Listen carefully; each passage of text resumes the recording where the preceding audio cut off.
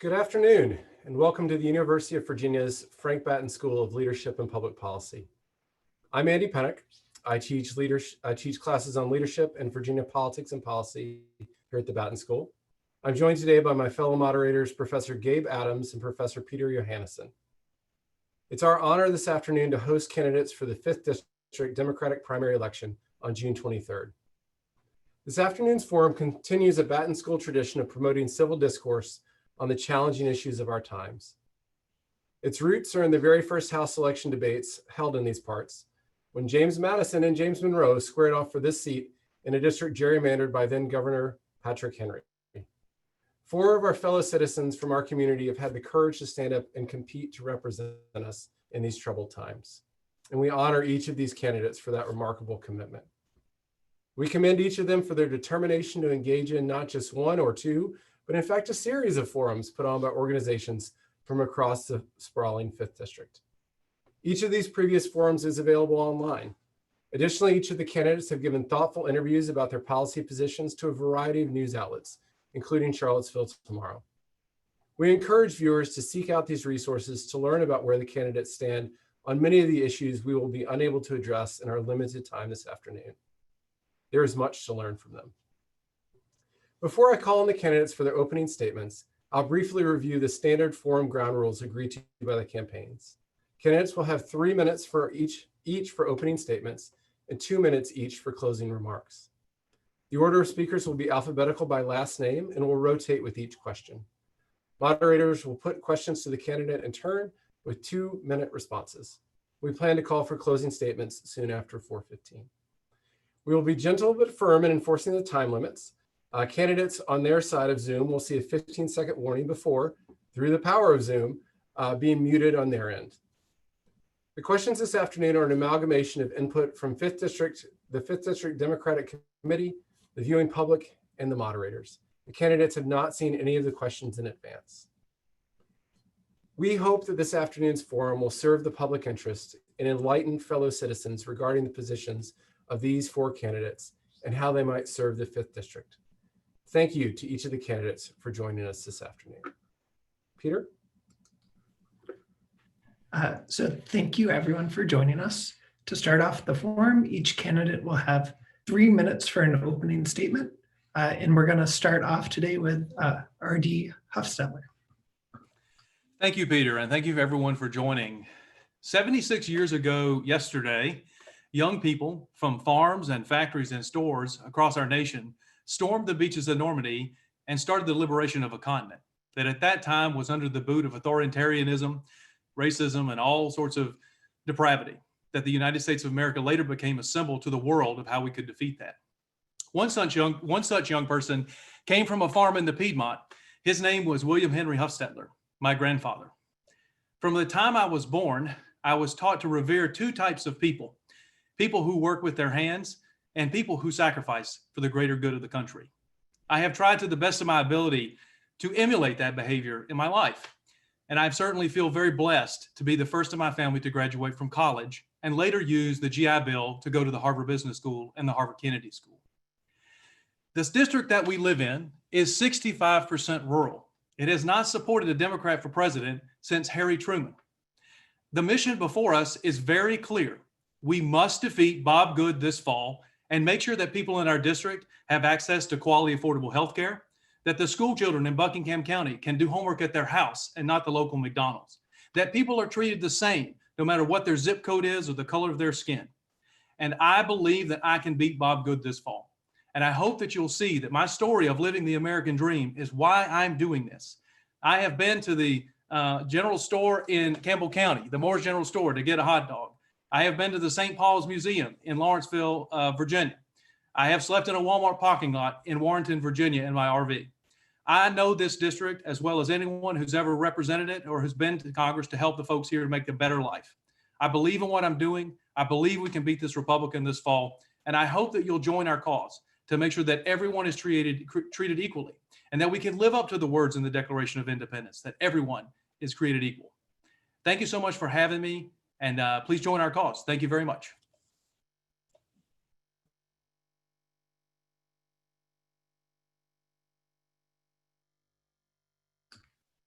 And so continuing in alphabetical order, John Lazinski, you're up next. I think you have to unmute yourself there.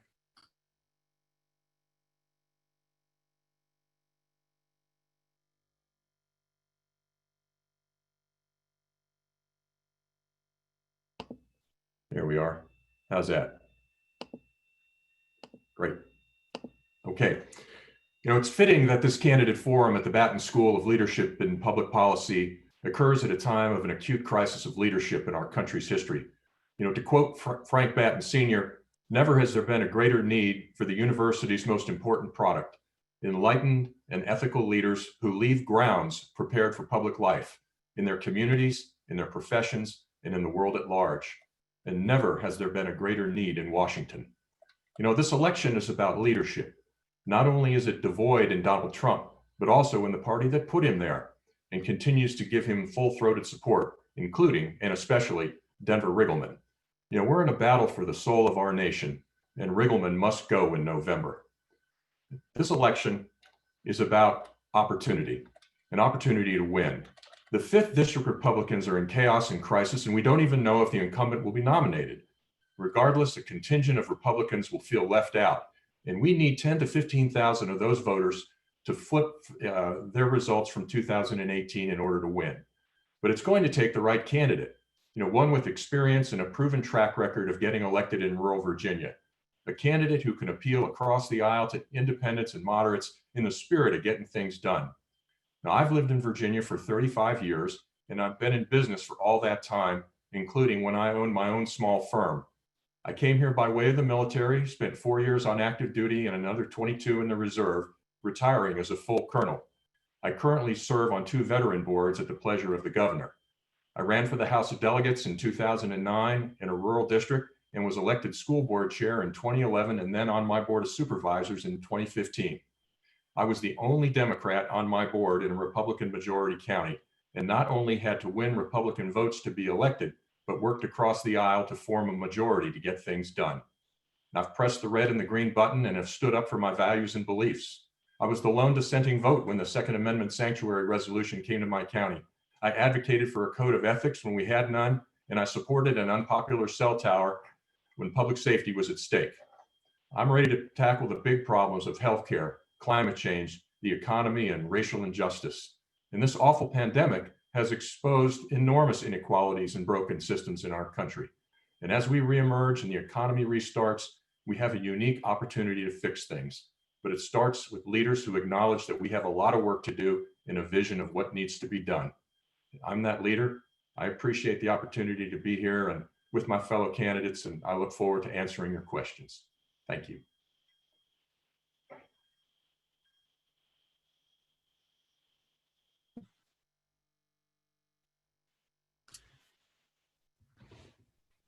Okay. So hello, everyone. Again, great to be here and be amongst my fellow candidates once again in this two-dimensional world that we're living in at this moment. I am Claire Russo, and growing up in Virginia as maybe a 6-year-old kid, I hung an American flag over my bed. I decided by the time I was 10 that I would serve in the Marine Corps. I joined the Marine Corps after college and served as an intelligence officer in Fallujah in 2006 and continued my service with the Army in Afghanistan, working to increase the role that women played in our strategy there. I came back to the US and I served as a fellow with the Council on Foreign Relations, looking at the role that women play or should play in our strategy and our defense. And I worked with the Obama administration on legislation from idea to impact. I am a mother of 3 children. I am the wife of an active duty special forces officer. I am a survivor of sexual assault in the military. And I am a fierce advocate of equality who's spent the last 20 years in the trenches, really duking it out. And I'm also an American who refuses, in the face of unbelievably abhorrent leadership, and just politics that are so personal. I am an American who could not stand on the sidelines and watch this take place. I had to stand up. Every part of who I am, everything that I've done with my life brought me here today. You've all heard me say that when my daughter is worrying about the weapons my husband carries on the battlefield in her classroom, I had no choice but to stand up and act. When Americans are choosing between feeding their families and healthcare, that is not the America that I swore to defend. That is not the future of this country.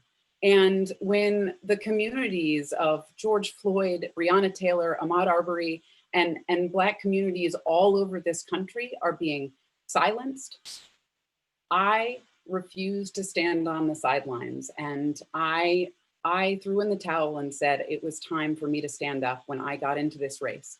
I have led teams of Marines. I have advised 3-star generals. I have fought the military bureaucracy on issues like sexual assault and won. I have worked on legislation from idea to impact. I am ready to do this job on day one, and I can win in November. We have seen the success of candidates like me and Abby Spanberger and Elaine Luria, and I am essentially doing now what I have been trained to do by the Marine Corps and been doing my whole life. I am running towards the fight. I am standing up and fighting for the people who can't fight for themselves.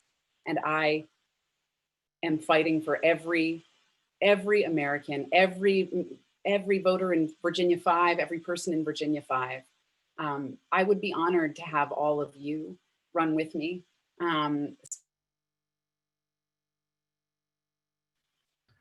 Thanks so much, Claire. And finally, Cameron Webb.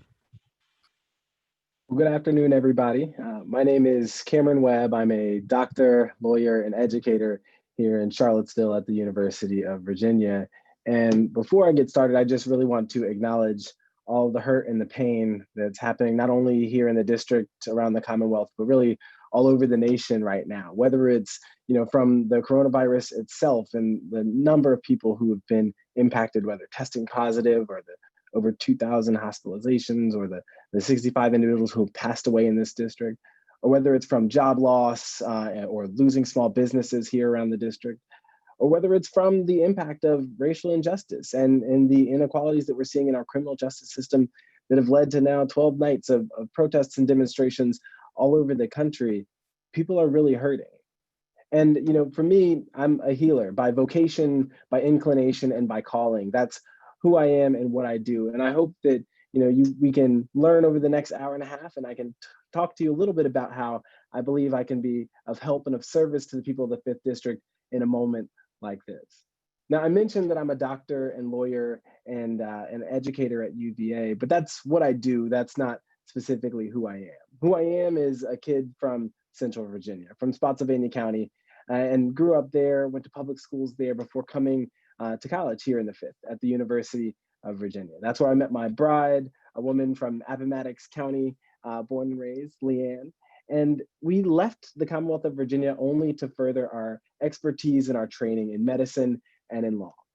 And that took us really all over the country over a few years to really gain, and even landed me in the White House for some time, working for President Obama in the executive office of the president, working on his White House healthcare team and on his My Brother's Keeper initiative.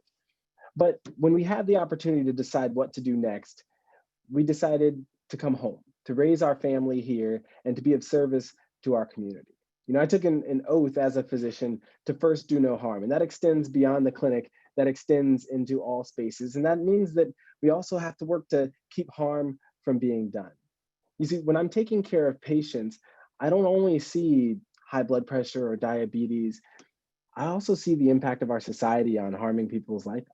I had a patient recently who passed away from the combination of chronic diseases. And when I called her daughter to tell her that her mother had passed, what her daughter came and told me about was a woman who was so loving and caring and kind and had given so much to their family, but who died 12 years before life expectancy would said she would need to.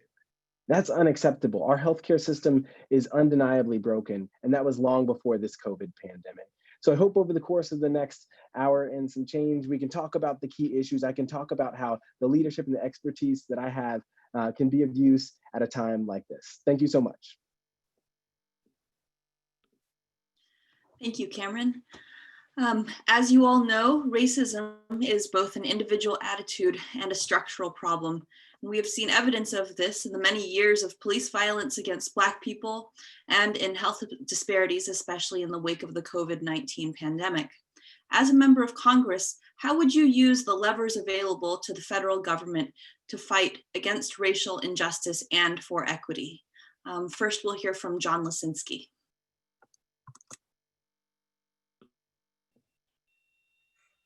Thank you. We have a monumental task on our hands in this country.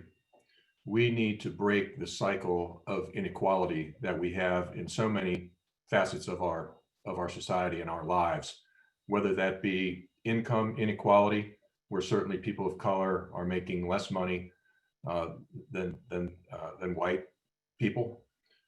We have gender inequalities. We have all kinds of inequalities in education, in economic and job opportunities.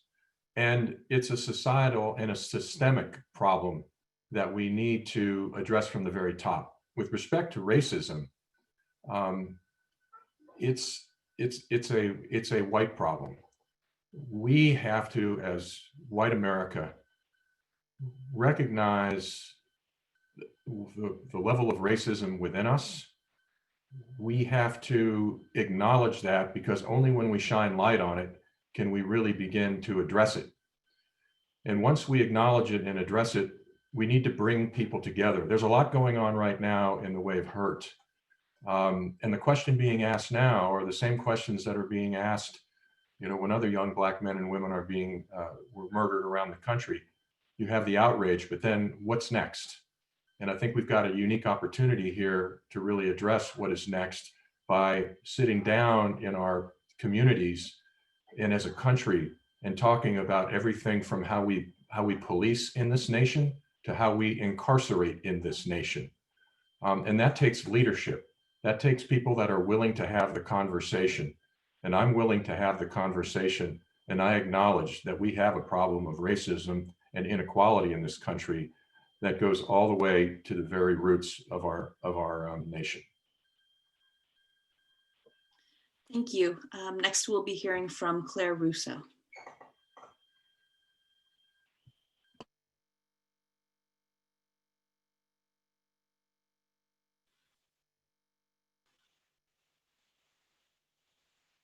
Okay, can you hear me?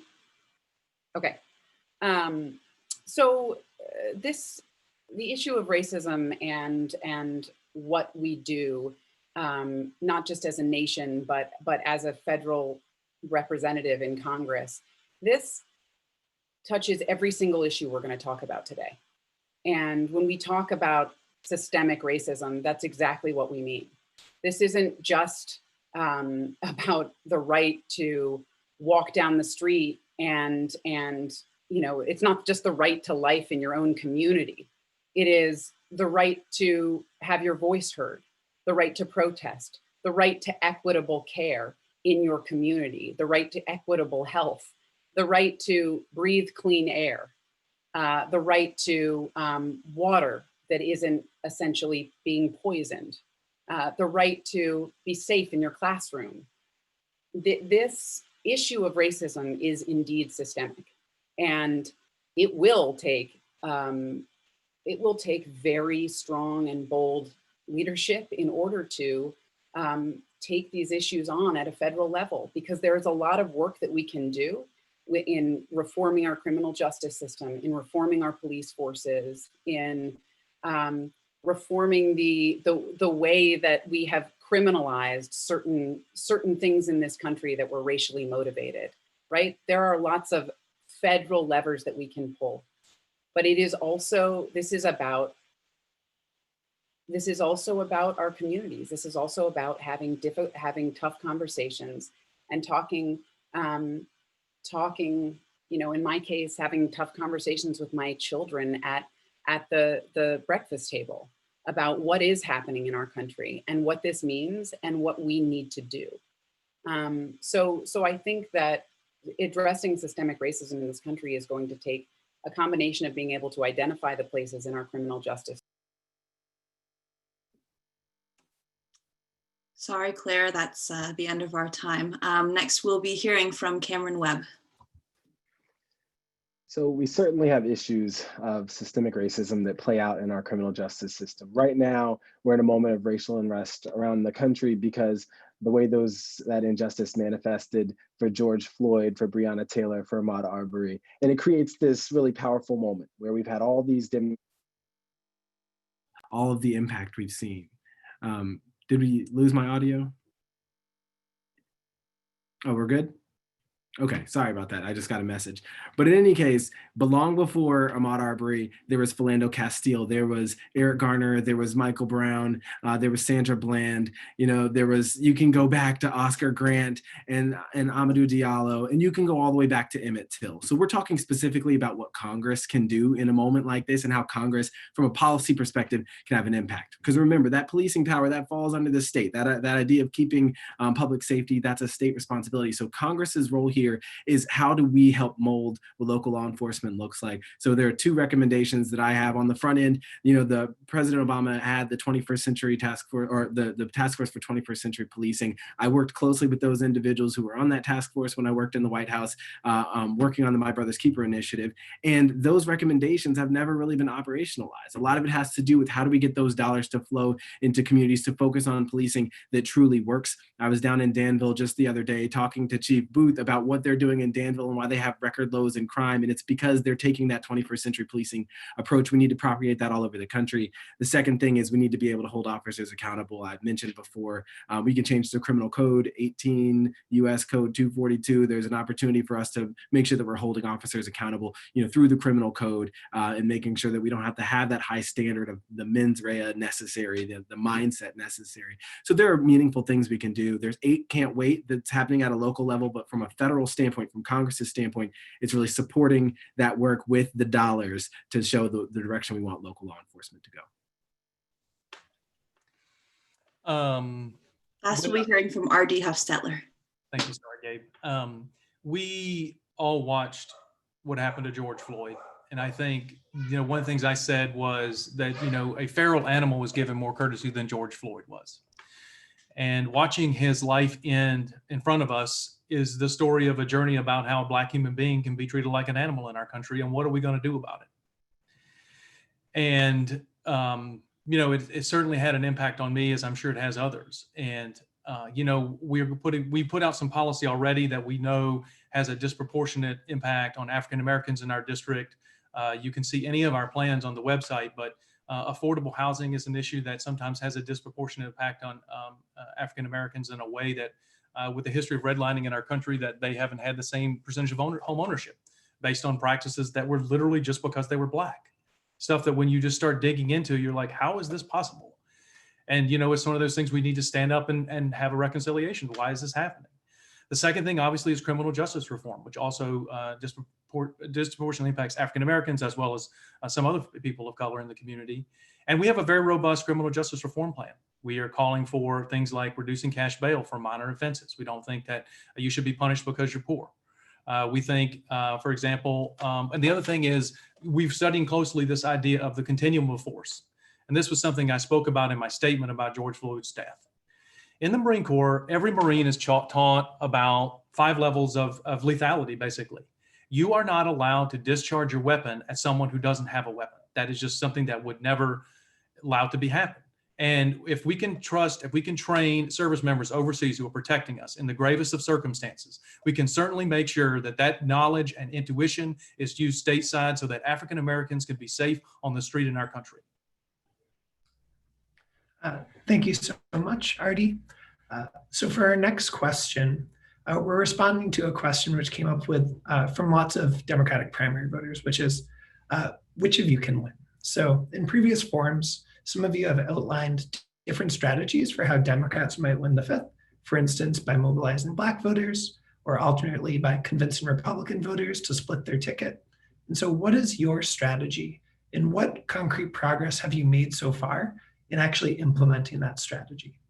So we're going to start off with Claire Russo on this question. I think your mic's still off. Sorry. So I have worked in the trenches on this stuff. I am a fighter. I have worked inside the bureaucracies of this government and taken on issues like sexual assault and actually fought to make change and continued to work in those organizations and won, right? I am a combat tested leader. I have served in 2 different combat zones. And I have fought unbelievably hard to ensure that the voices of Americans everywhere are heard. So my strategy remains the same as we've talked about in many other forums. I am taking these tough issues head on.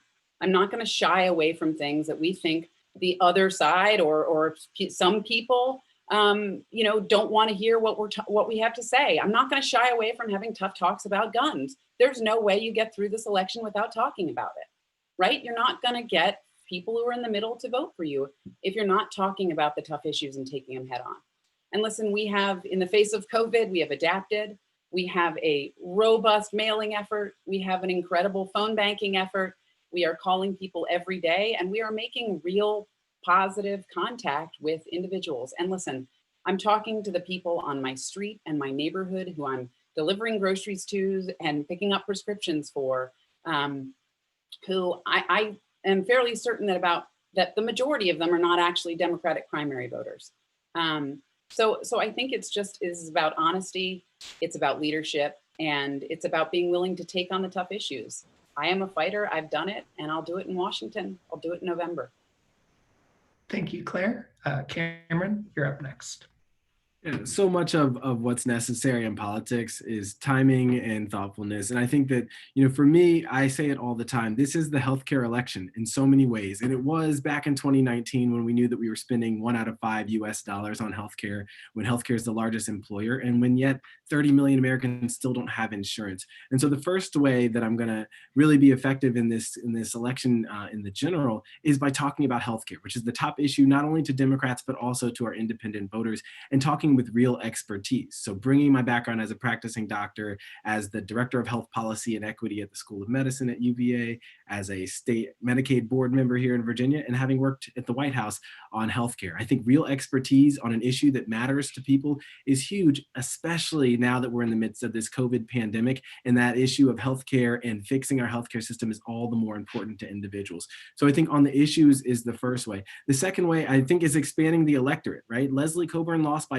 20,000 votes. And I think that people look at that and see a significant number, but I say all the time, we had 33,000 registered Black voters who didn't vote and 38,000 unregistered Black voters. What I've been doing is building coalitions of civic organizations and community leaders. I just had meetings with several faith leaders all across the South Side. My father-in-law is a pastor in South Side and on the school board down there. We know that if we can mobilize those 9 counties with more than 35% African-American voters south of the James River, we have a real chance. This district is an R+6 because of the fact that we assume that those Black voters are low propensity voters. But here, we're going to change that dynamic. That's how we were able to flip the General Assembly here in Virginia. This is a different moment. And remember, yes, this is a district that has not voted for a Democratic presidential candidate since Truman. But remember, the 5th has changed dramatically over time. Right now, it's drawn to support more Republican candidates, but we know that if we really harness the African-American vote like we did in 2008 and in 2012, we can make a real difference, make a real dent, and beat the Republican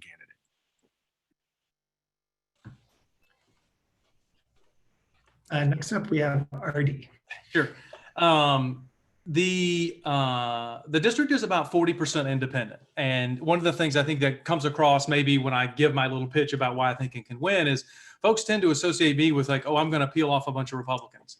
We are not going to win a lot of Republican votes in this district, no matter who the nominee is. That's not the path that I'm predicting. That's not the path I'm trying to pave. The path I'm trying to pave is doing extremely well with our independent voters. And there's a lot of evidence that I can actually do that. The independent vote members of the Franklin County School Board that are supporting me, they wouldn't be doing that if they didn't think they could do that. there are a number of different folks in the district who actually happen to be Republican who said if Bob Good is the nominee, I'm going to support RD. They've already told us that privately, and as soon as he's the nominee, they will support us. The district is 65% rural, and we've got to be able to connect with folks that work in rural communities, people that work with their hands, people that are the first generation college students. And those are the things that I can bring to the race that I think are really important. Certainly, as I say in almost all these forums, every one of us ought to be trying to do very well with the African-American community, because that's a big pillar of who the Democratic Party is. Working people, African-Americans, women, these are all the coalition that build the Democratic Party as it is. And so all of us will be working to do that, and certainly working hard. The Tim Kaine model actually only lost by 7,000 votes in our district, and he carried counties like Rappahannock and Nelson, and he only lost Buckingham County by 500 votes. So in my opinion, the clearest way to carry the district is build on the 49% of the vote that Tim Kaine got. And listen, we have to hold the coalition together. There's a pastor in Southside who happens to be African-American who told me his church doesn't support gay marriage. I told him I do, but that, we welcome folks to our coalition who want to make sure that people can be treated the same, no matter what color their skin or what their zip code is. And the coalition here does include independents, it includes conservative Democrats, and it includes progressives in Charlottesville. So it's a wide coalition, but we can get it done. And finally, let's hear from John Blazinski. Thank you. I referenced this in my opening comments, some of my experience as an elected, being twice elected in a Republican majority county as the only Democrat, and specifically on my board of supervisors. So I've walked the walk. I've done this, albeit in my own county. You have to find common ground. You have to find issues that you can that you can form coalitions on and all agree upon. With all due respect to one of my candidates here, we're not going to be able to get the votes that we need to win the 5th district by hitting the gun issues straight on. It's an attack of the rural heritage to do that. That doesn't mean we shy away from the issue, but it's not what's going to get a Democrat elected in the 5th district. What is going to get a Democrat elected in the 5th district is to talk about jobs. We got to talk about how to get people back to work. We have upwards of 40 million people in this country that are out of work. And there's an infrastructure bill that's sitting up on Capitol Hill right now. It's being sponsored by Pete DeFazio, the chair of the Transportation Commission, that puts billions and billions of dollars back into fixing our roads, our bridges, our tunnels, our waterways. And in Danville alone, there's a dam and a bridge that's in desperate need of repair. This puts people back to work. And we can do it in a smart way that also weaves into fighting climate change. And so when you talk about jobs, when you talk about getting people back to work, if that's your key issue, and again, I'm a businessman, I've been in business for 35 years here in Virginia. I've worked with the Virginia Economic Development Partnership and the Port of Virginia. That's the issue that we can that we can connect with immediately with those independents and moderate Republicans that we're going to need to win the 5th district. And that's what I would propose to do. And I've done it before. Thank you. Turning now to the upcoming presidential election in November, which will certainly impact turnout in the 5th district. Who do you think Joe Biden should select as his vice president, and which considerations should guide his decision-making process? First, we'll hear from Cameron Webb. Well, I wouldn't presume to tell the presumptive nominee who his vice president should be. I know that he's kind of signaled that he thinks it should be a woman, and I think there's wisdom in that. And I think that he's signaled that it should be a minority woman. And right now, I think Senator Harris is a strong choice for a lot of reasons among some of the other candidates as well. I think part of what President or Vice President Biden is speaking to, I'm speaking that into existence, but part of what he's speaking to here is just this idea that we have to build a broad coalition. And I saw a comment in the chat about Black voters not all being Democrats, and of course that's the case. Of course, not all Black voters are Democrats, and I think that our work has to be to earn every single Black vote. Here in Virginia's 5th district, in statewide races, we've often ignored the Black voters in this district because you can build a coalition in the Hampton Roads area, Richmond, and Northern Virginia, and that's the Black votes that you need to win statewide. But here in the 5th, we have a large contingent, and it's our work to win over those voters. I think for Vice President Biden, that strategy, certainly could be effective, but he also needs to address, some of the expertise and the background that he doesn't have. So if he's going to be strong on criminal justice reform, I think that somebody like Senator Harris would be a great candidate there. If he's going to be strong on women's issues, of course, there's so many really skilled individuals, whether you're talking about Val Demings or Stacey Abrams with voter turnout and really moving in that direction. But it's somebody who's going to energize voters, who's going to build that broad coalition that we saw for Obama in 2008 and 2012. And remember, this is a dynamic district. You've got 2 pivot counties in Nelson and Buckingham County who voted Obama, Trump. These are voters who often vote for change, who are voting for somebody who can really speak to them on the issues that matter most. And so above all, you have to be able to think broadly and engage folks on the issues that matter most to them. And I think that's what the Vice President's aiming to do. Thank you, Cameron. RD? There are many, obviously, great, wonderful, qualified folks to serve as the Vice President of the United States in 2021. Tammy Duckworth, I think, is a veteran who would do an outstanding job bringing additional folks into our coalition. But I think probably if I had a recommendation for the president-elect, hopefully, knock on wood, I would say Val Demings. Congressman Demings called me before I ran for this seat, encouraged me to run again, and I've gotten to know her a bit in this process. I think her life story of rising up to be a police chief in Orlando really is a person that meets the moment that we have right now, which is, we heard a lot of folks who's in the African-American community whose parents or grandparents are police officers. We've heard them share a lot about this experience of, this is not right. I love my dad, I love my mom, but this experience obviously is not matching with what we need in the police force right now. And I think she can really help lead us through this, in the sense that she has a life experience that puts her in between worlds, as many folks on this call do, as many folks in America do. And I think for me, she's just seems like a good person to potentially look at for the role to fill out the ticket. Thank you. Next from John Lisinski, please. Thank you. Yes, I wouldn't presuppose to make a choice for Vice President Biden, because he's got a lot of very good choices. It's a choice, and I agree that he's already indicated that he will select a woman as a vice president. I think that's fantastic. I think it's needed. You have to look at the issues in the country, and then you have to also look at geography. And you also have to look at, well, if there's a person who might fit the title, what position does she vacate, and what does that mean for the party? So there are so many different talents that they bring to the table, and so many different ways that this could cut. That said, I'm very bullish on Val Demings for a lot of the reasons that RD has already articulated. Background in law enforcement, a person of color who can really begin to address a lot of the inequality issues that we're facing right now. I will tell you another person that's getting some attention is Gina Marie Raimondo, the governor of Rhode Island. Certainly a very dark horse pick. And the only reason I mention her is because she's done some pretty interesting things up there fiscally in how she has run her state. From a fiscal perspective, she gets high marks, but I don't think that really makes it when you're talking about a presidential candidate from Delaware and a vice presidential candidate from Rhode Island. So again, I would echo the sentiments here that Val Demings would make an outstanding vice presidential candidate for Joe Biden. Thank you, John. Last, we'll hear from Claire Russo. So I am obviously, I was thrilled when Vice President Biden committed to selecting a woman, and I would love to see a woman of color as his nominee. And I think that this is a question about changing the face of leadership. We're talking about how do we win in the 5th district.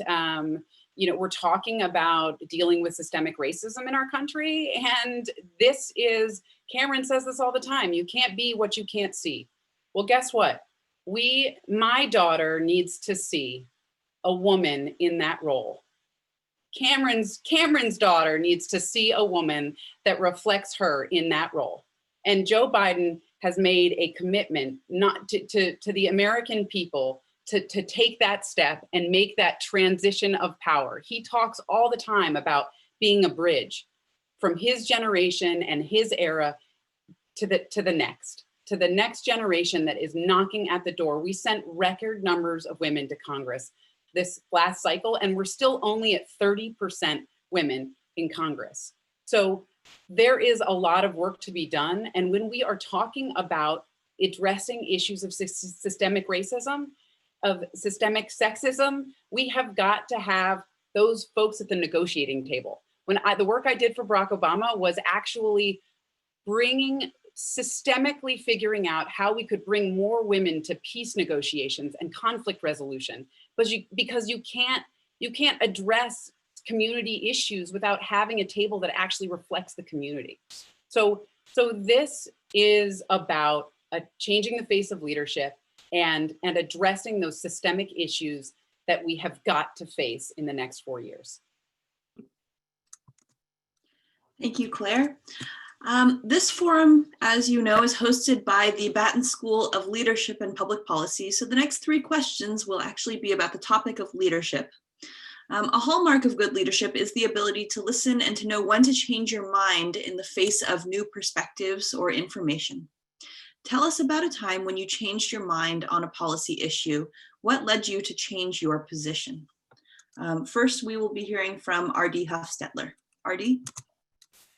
I was raised in a conservative family in North Carolina and in Georgia. I was baptized at the First Baptist Church in Newnan, Georgia. And some of the beliefs of Baptists that, for example, being gay is a sin, that being, were something that I was taught when I was growing up. Many years later, I served overseas in Afghanistan with a Marine who I later learned was gay. And then I found out that the son of the minister of music at my church was also gay about around the same time. And these really impacted me. And I had never, I don't think certainly wasn't a bigot. I certainly didn't try to make people feel different because of the way they were. But I started realizing that the responsibility to make sure that people can be themselves is on me. It's my job to make sure that I'm speaking up in defense of those folks. And so I actually started a process where I talked to the sergeant I served with, I talked to this other gentleman, and I just wanted to say I was sorry that, I didn't always make it as easy as I could have to make sure that they were comfortable. And I ended up speaking out in support of gay marriage after I sort of rethought, what does this mean to me? What does this mean to be American? What does this mean about the interaction between my faith and the idea that everyone's created equal? And so I think a lot of people evolved on this issue, especially a lot of people of faith changed their minds. And I'm in that group. I just decided that I want to be the type of person that fights for everybody to be themselves in this country. And I would say that extends to our trans Americans who are also under pressure for violence and other things right now. It is so important that the folks who have the privilege to live without those type of fears stand up and defend people who have to live through that. Thank you, R.D. Next is John Lisinski. Thank you.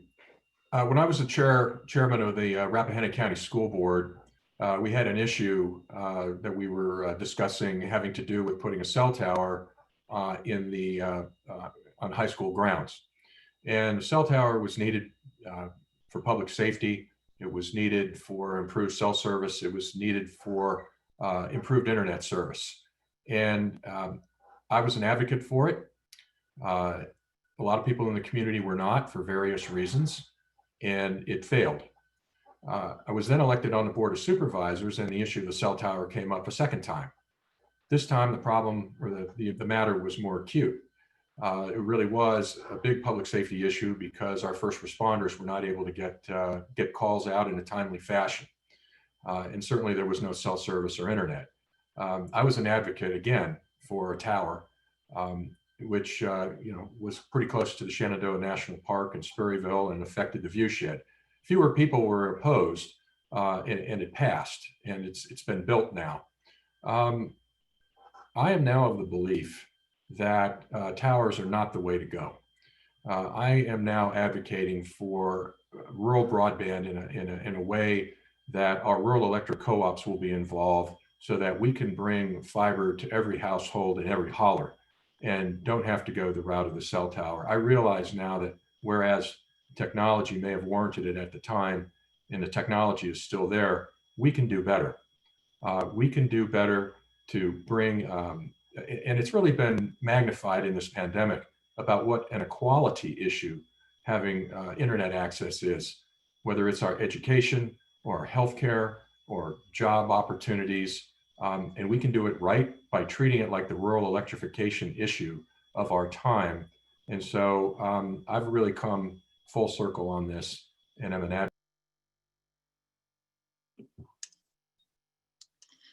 Next, we'll be hearing from Claire Russo. Thank you.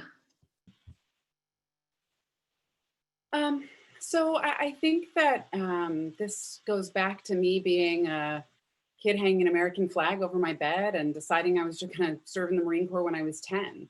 I believed so deeply in in the equality and what this country stood for that I wanted to fight for it.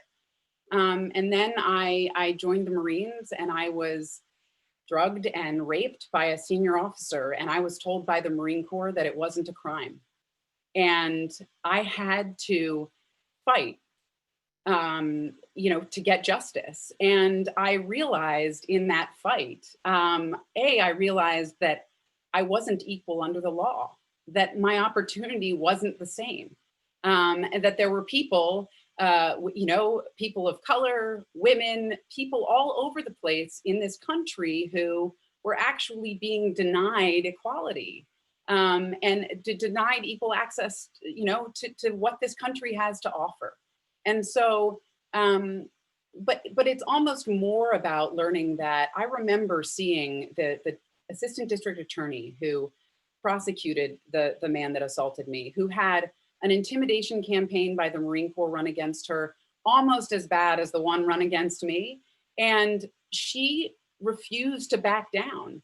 And I realized that serving my country didn't mean I had to be carrying a gun, that fighting for what was right didn't mean I needed to be on a far-flung battlefield with a gun in my hand, that standing up and fighting for what is right is serving your country too, that being that example to the women around you, that this is possible and we can fight for equality, that what service your country really is.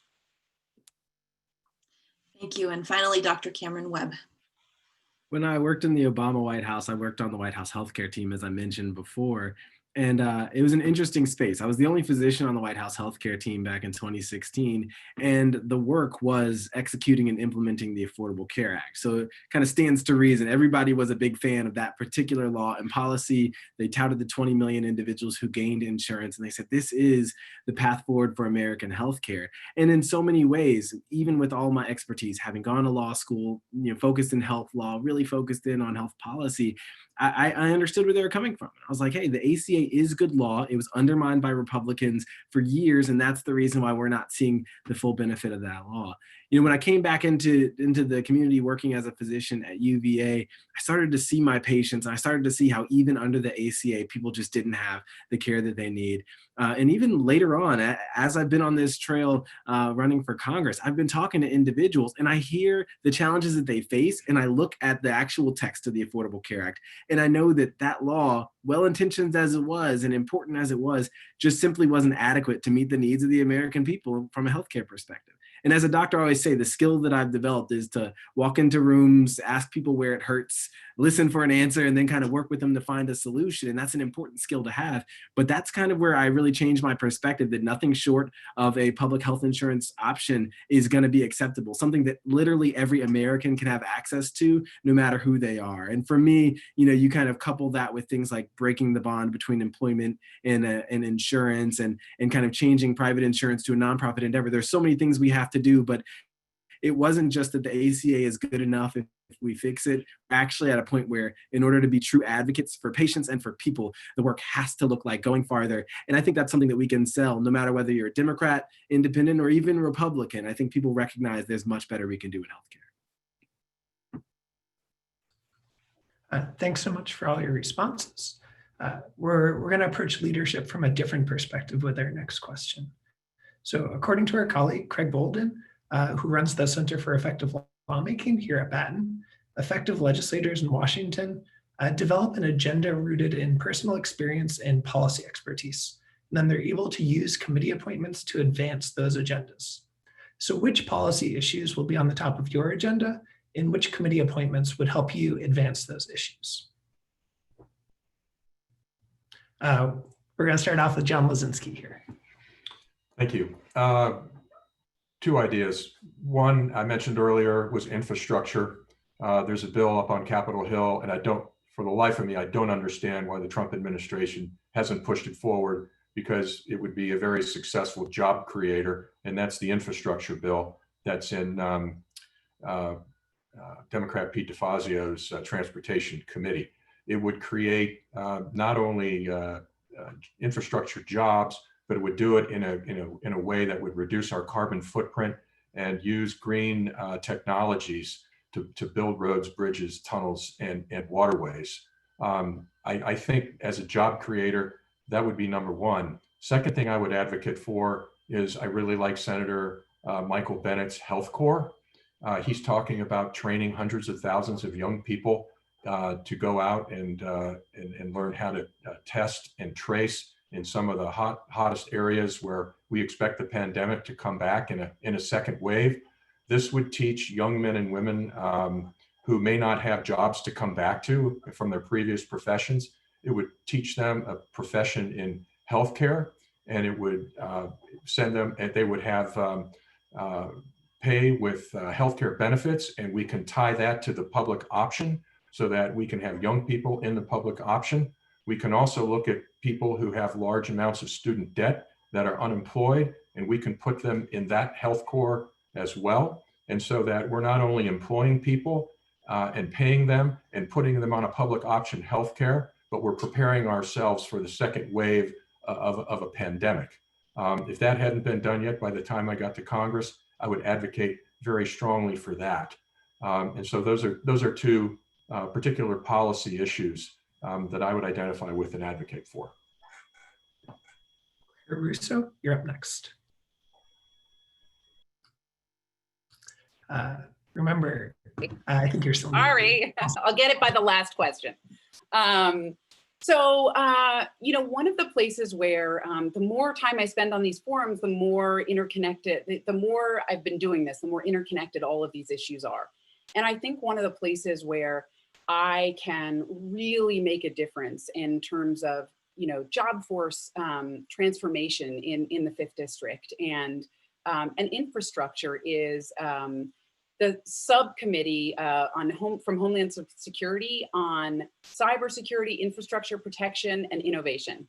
So this is a place where, our Center for Innovative Technology in Richmond that is working to expand broadband, working to bring not just cyber jobs, but training mechanisms to bring 20,000 jobs that have been allotted to Virginia that we can't fill because we don't have the right pipelines for training, and to be quite frank, we don't have the infrastructure for those people to do those jobs. So I think that's a place where I can serve and I can address issues like workforce transformation and really look into, as our economy and our human interaction becomes more and more in the cyberspace, we are lagging behind in meeting those demands from an educational perspective, an infrastructure perspective, and the innovation piece. I mean, so that's one place. And then of course the Help Committee is a place where I would love to serve as someone who is a fierce advocate for equality in healthcare and for equality for everyone, including women in healthcare. And those are two policy issues, two committees I think I could work with. Thanks. And Cameron Webb, you're up next. So shocker, healthcare is something that's really important to me, really excited about serving on. That's certainly one of the top policy issues to me. And I think that's a big part of what brought me into this race. And so I'm not apologetic about saying that. I think that's something that's really important to voters in this district, really important to folks all over the country, is making sure that we get that right. And so on that front, I absolutely would say when it comes to committee appointments, if you're not going to shoot for the moon, you might as well not be here. So, Ways and Means and Energy and Commerce both have subcommittees on health, and it's huge opportunities to impact, particularly on Ways and Means. The subcommittee is focused on the implementation of public health insurance plans, and so things like Medicare. And so if we're talking about building a public option that really works for people, that's a space where I feel like I could do that work effectively and really use my voice. I'm not going to Congress to be, a backbench freshman and learn the ropes, because as Tom Perriello showed us, he only had one shot at it. He only had that one term, and he was able to cast his vote for the Affordable Care Act. And without it, a lot of people wouldn't have health insurance coverage right now. So we have to make sure that in this season, we're in a space to create meaningful change.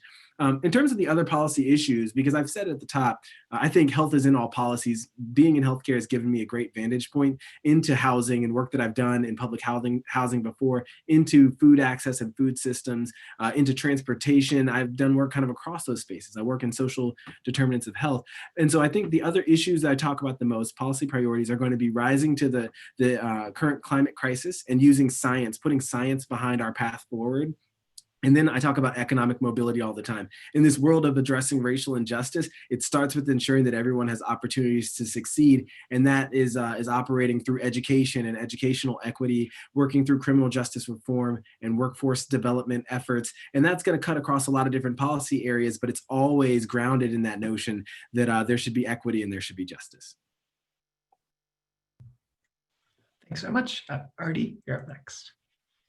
I think I would probably say, the things that define who I am, being a Marine, obviously, being a husband and father. But I think if you go back, it really is being a first generation college student and going into Susan Smith's chemistry class and her saying to me, "Is there a reason you're not making A's, young man?" And realizing that was on me, that I needed to be a part of my own education, because my dad worked at Ford Motor Company. My mom, worked at a gas station, made biscuits, that kind of thing for fast food restaurants. So I didn't have that connection to that I was supposed to be doing good in school. And I think for me, one of the biggest priorities in my life is that every student here in the 5th, no matter what their zip code, no matter what their skin color is, that they have a Susan Smith in their life. And I think the Health Committee, the Health, Education, Labor, and Pensions Committee is a place that I could play some minor role maybe in recruiting really high quality STEM educators to our rural communities. That would be something that I would hope I could do well and make a big difference in. The second thing is I do have some experience in Silicon Valley, as I think most people know, and I worked on a concept on companies that were based on what's called distributed computing, which just means we can have as much computing power as we need anywhere in the world instantaneously. And this view of computing is coming to energy. That's the next sector to embrace this. And every American needs to be able to collect, store, and sell their own energy. That's dependent upon battery technology capacity. It's dependent on how quickly we can get solar and wind installed. The 5th District actually has the most clean energy jobs of any congressional district in Virginia, and we need to keep that growth up by partnering our fast-growing companies here in Charlottesville with the rural countryside. And that brings me to the last thing I really like about this energy freedom idea. It is a way to connect our small cities with the folks who are working with their hands in the country. And it's a really great way to create jobs here in the 5th District. So the Help Committee is great. I think I'd try to shoot for that one. Thanks so much. And if you were to win the general election in November, all of you would represent one of the most conservative Democratic controlled districts in the country. At points, the Democratic Party and you yourself might prefer policies that are at odds with public opinion in the 5th District. How would you navigate that tension between what you think the best policy is and what your constituents think the best policy is? We're going to start with Claire Rousseau. Okay, can everyone hear me? Okay, great.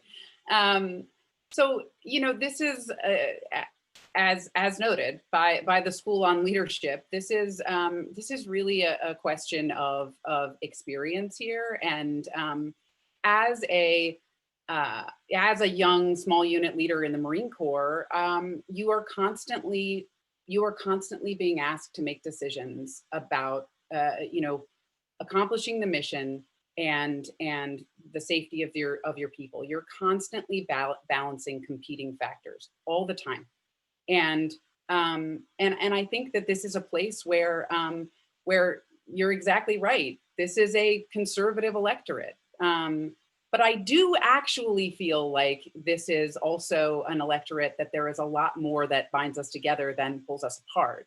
That it doesn't really matter where I am when I'm talking to people in this district. We are talking about the same issues, whether or not they are, own 10 guns and have Trump signs out in their front yard. We're still talking about the same issues. Their kids still go to the same school as mine, and they still have the same issues about where the resources are going to be next year and how we're going to make up the differential in the budget post-COVID. So I think that this is about being able to take on tough fights. This is about being able to speak truth to people, which I have talked about at length in this campaign. This isn't just about speaking truth to power. This is about speaking truth to the people of your district and talking about the tough fights they're going to have to take on too in the recovery post-COVID, and in a world where we're trying to address the systemic failures of our country. So this is about being a leader and a fighter, and I am both of those things. Next up, Cameron Webb. I love this question because it's very real. One of the four of us is going to win this seat in November. I'm very confident in our ability to do that. I think that for me it's unique because when we talk about navigating that tension as the question poses, I just think about growing up in Central Virginia. I think about Leanne's experience growing up in Appomattox County down South Side. I think about our family members in Mecklenburg and in Danville. I think about just the reality that we're from here. And in so many ways, I've been navigating that tension since I was growing up.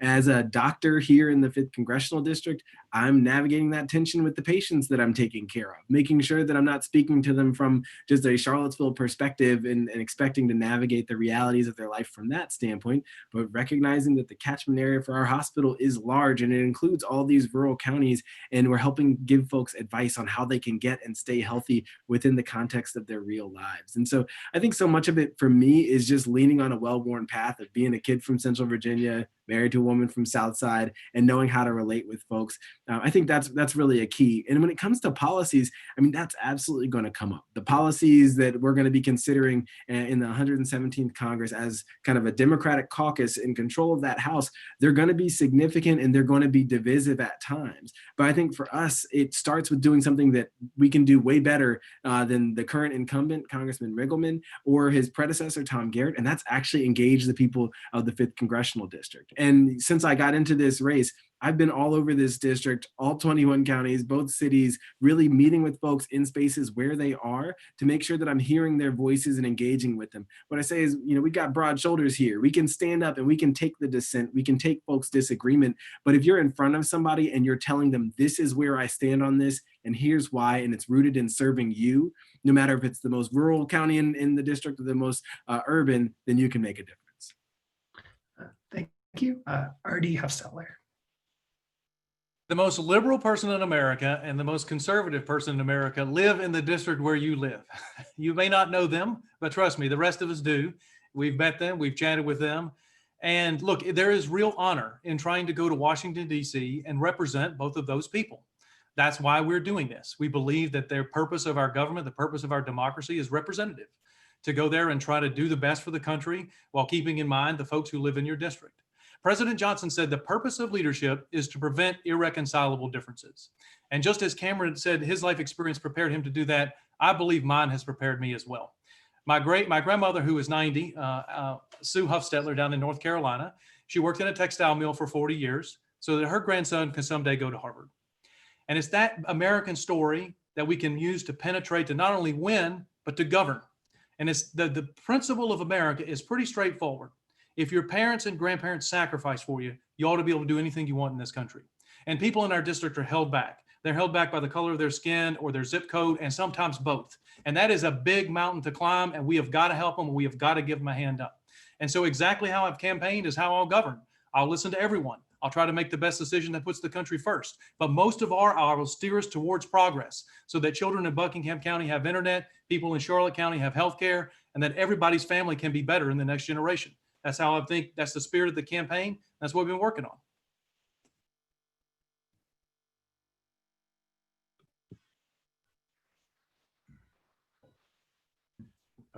Fantastic. I think my internet's cutting out a little bit, but John Lazinski is up next. Okay, thank you. My mentor on this, my political mentor on this is Abigail Spanberger, next to us in the 7th District.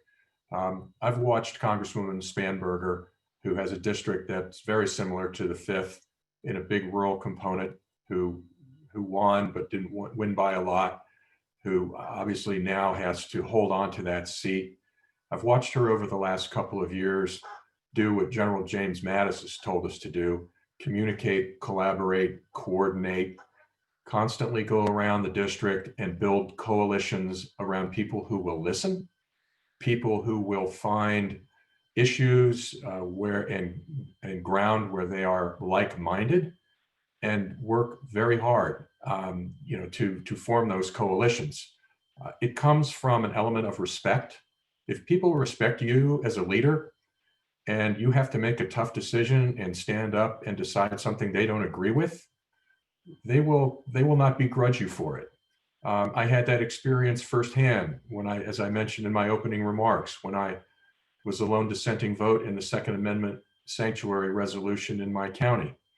I was not a popular person, but I was not, I was respected for standing up for what I believed in and what I thought was right.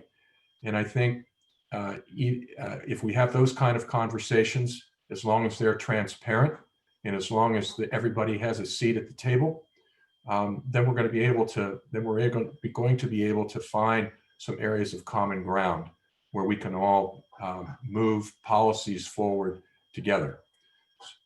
So again, I would, my leadership experience is in bringing people together, working together to find common ground, and then moving forward smartly to achieve that.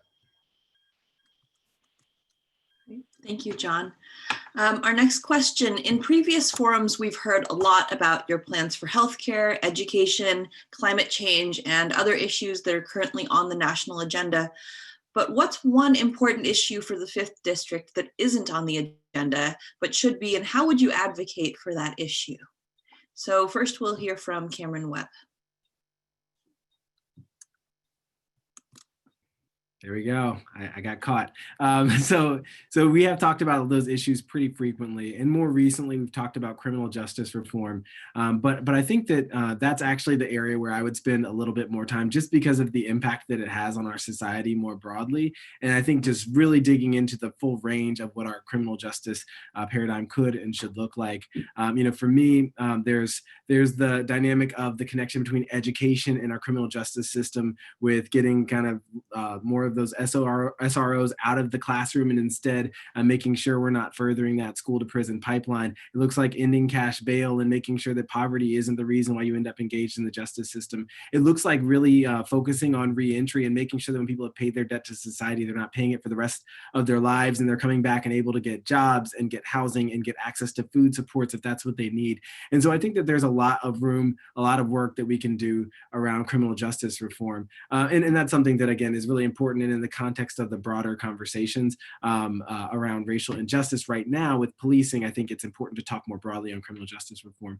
But I'll go for a twofer really quick and just say that all of our the issues we talk about, education, healthcare, so on and so forth, if we're not talking about rural broadband, I have to give a nod to John Lazinski because he talks about it all the time. So it's hard to say that's one we haven't discussed. But if we're not talking about rural broadband, then we're not serious about helping the people of the 5th. It actually feeds all of these issues. And we still have 27% of our farms here in the district that don't have internet access. So given that agriculture is a big part of what the 5th District is, and you're talking about this being a 2/3 rural district, we need to make sure that we're making sure that there's adequate internet access. RD talks about Buckingham and the McDonald's. The same is true in Madison County, and then healthcare and telemedicine, propagating that all runs through broadband. So believe it or not, we've talked about a lot of these issues. Thank you very much. RD Huffstetler, please.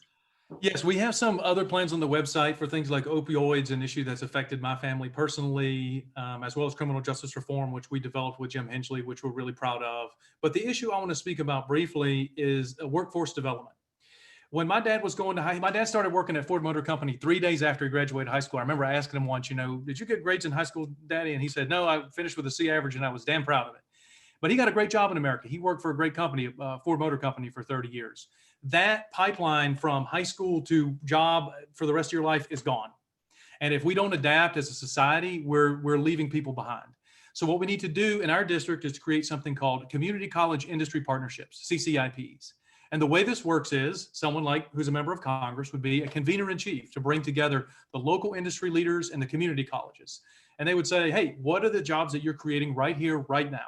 And what happens when someone goes to get their associate's degree? They get an internship helping install solar farms or winemaking or beer making and the region. It depends on where they are. And this is the way we need to think about job creation in the next century. We need to really stop thinking about someone gets one degree at one time and they have the same job for the rest of their life. People need to continuously upgrade their skills as jobs change with technology. And as, of course, we need broadband to do that as well. But CCIP's workforce development is a huge issue in the 5th District. We have several campuses here, I think 4 community college campuses throughout the district. I've spoken to many of the presidents of those universities, those institutions. And this is something that PVCC here in Charlottesville does a wonderful job of. And we just want to try to make sure we get that to Danville Community College, Patrick Henry, around the Southside Community College, the other places here in the district, so that people can continually upgrade their skills and get a job, not just a degree. Thank you. Next, John Lisinski, please. Thank you. I want to talk about national security policy. This is our 5th debate or our 5th forum, and we have yet to get a question on foreign policy and national security. And I know it's one of the 7 research centers here at the Batten School. Everybody on this call knows that the lack of leadership and the policies of the Trump administration have hurt us tremendously overseas in our relationships with our allies and in our relationships with foreign governments. He has absolutely discredited the intelligence community and the State Department and run our civil servants down into the ground. This has had a direct effect on our country and our state, and frankly, it even has effect here in the 5th District. And one of the national security policies that I want to emphasize in the time I have left is energy policy, because I really feel that we need to wean ourselves off of fossil fuels, stop getting ourselves involved in foreign wars over in the Middle East and overseas, focus on a lot of what we've talked about as candidates here from the beginning, renewable energy sources that create jobs locally, wind, solar, and especially battery technology, electric vehicles. The Chinese are way out ahead of us on this, and there's no reason that they should be. We should also, for national security policy reasons, be pulling our supply chains in closer to where we need the goods. If we learn something in this pandemic, we've relied on countries that not necessarily have our best interests at heart for everything from PPE to ventilators and other things that we've needed for the national security of our own country. So that's very quick, but national security is so important. We haven't spent enough time on it yet talking about candidates. And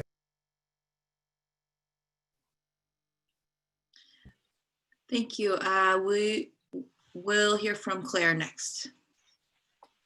So we live in an era of globalism, a global economy, a global world, right? Our foreign policy is absolutely critical. And I think that we've seen in the face of this, the abhorrent leadership in the White House and our response to COVID and the ignoring science, how critical our sound foreign policy is and sound leadership in the White House is. And I am the candidate with foreign policy experience. I am the candidate who has spent most of my life working in this space, and I can hold this president accountable. And if it's,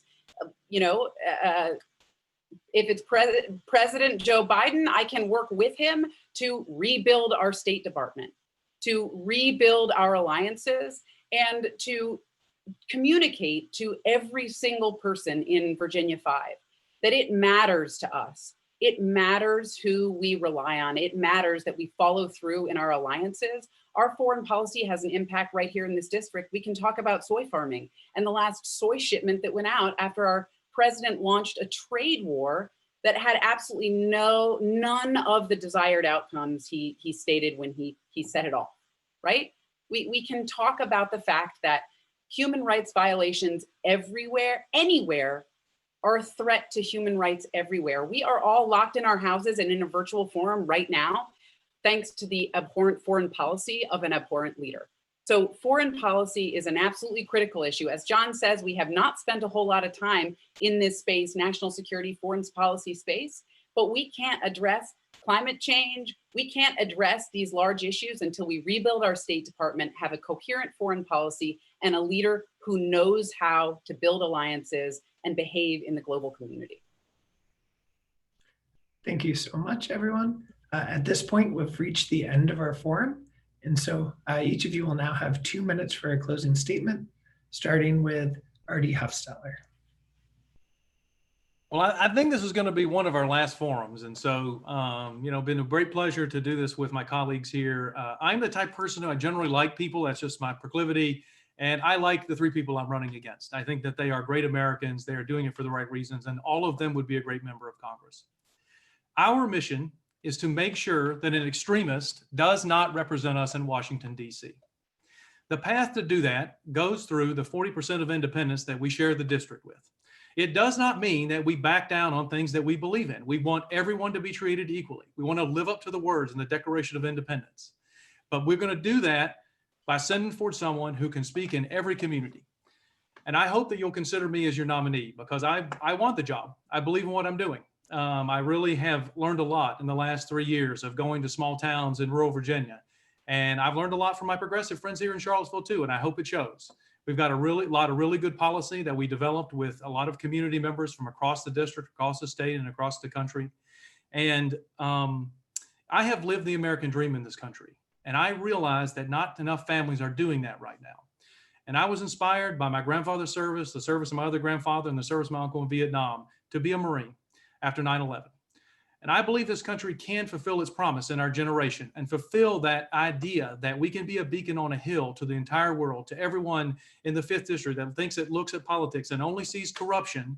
We can change that. We can change that together by putting forward policy that changes how campaigns are financed, by changes how people get their healthcare insurance, not just from a company, but from each other. And I believe that we can build a better America together, and I hope you'll join us. Thank you so much. Next up is John Lazinski. Well, I want to thank you, Professor Pennock and Professor Johannesson for hosting here. I want to thank my fellow candidates.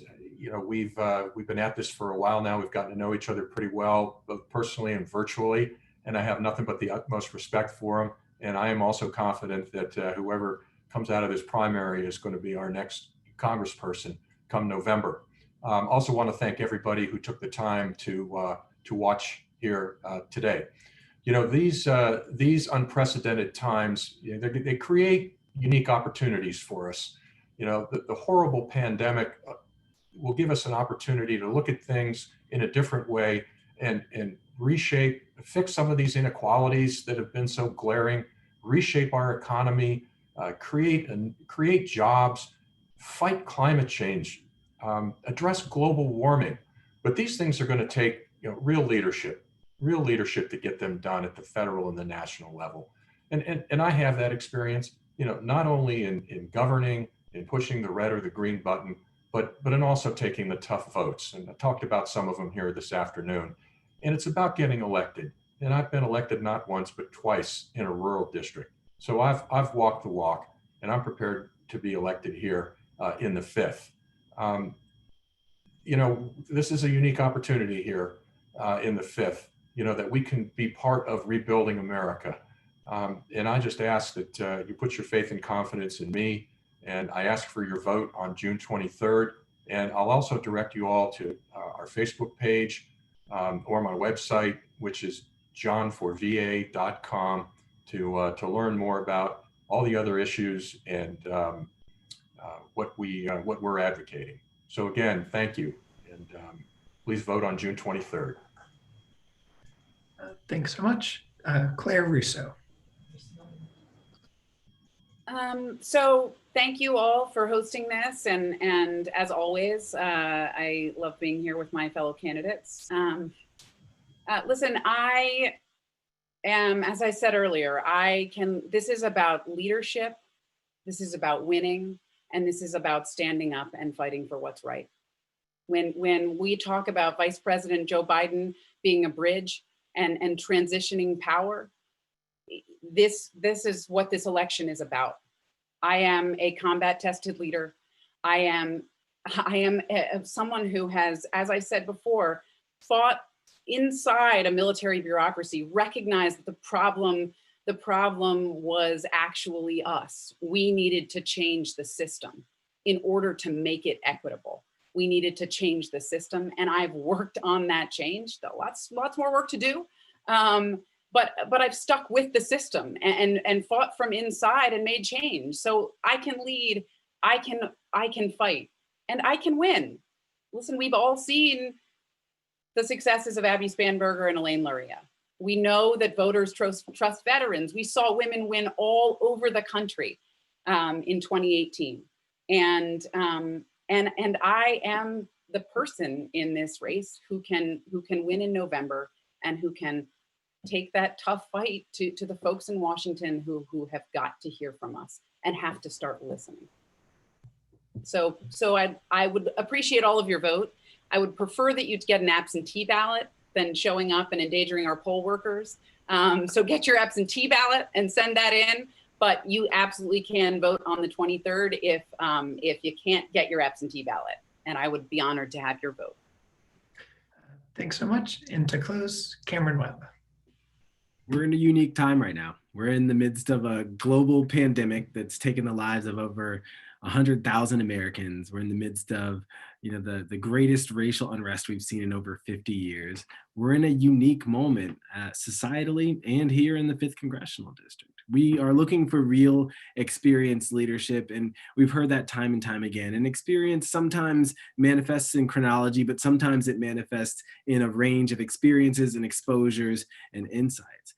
We're looking for people we can trust. And, I know it sounds like a bad joke. We're like 3 Marines and a doctor walk into a bar, but realistically, with all of us, we have a background and a history of service. And, the 3 most trusted professions in society are nurses, firefighters, and doctors in that order. We're looking to appeal to not only the Democrats in this district, but also those independent voters. We're looking to really motivate and mobilize all of our rural counties who have continued to feel left behind in all these years. And being a guy from Central Virginia, married to a girl from Southside, the ability to connect with people all over, well, that's something that I've had my entire life. That's what makes me effective as a doctor. And that's what makes me, I believe, effective in this campaign and rallying and connecting with so many individuals.